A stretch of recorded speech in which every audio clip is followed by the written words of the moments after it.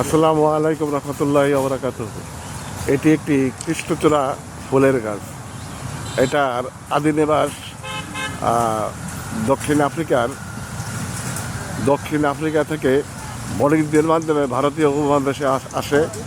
এটার প্রকৃত নাম ভ্যালিনেক্স রেভিয়া। এই কৃষ্ণচূড়া গাছটি এখানে রেলের ধারে অযত্নে অবহেলায় পড়ে আছে।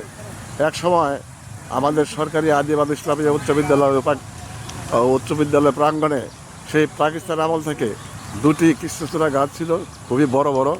এই গাছগুলির ফুল স্কুলটির শোভাবর্ধন করত। আমি এখন যেখানে দাঁড়িয়ে ভিডিওটি ধারণ করছি, এটা রেল লাইনের ধারে অযত্নে অবহেলায় হয়তো এমনিই বেড়ে উঠেছে, কারোর উপকৃত না। আর দেখাচ্ছি নরসিংদীর গাবতলীর খানিক অংশ নরসিংদীর এদিকটা নরসিংদী রেল স্টেশন চলে গেছে।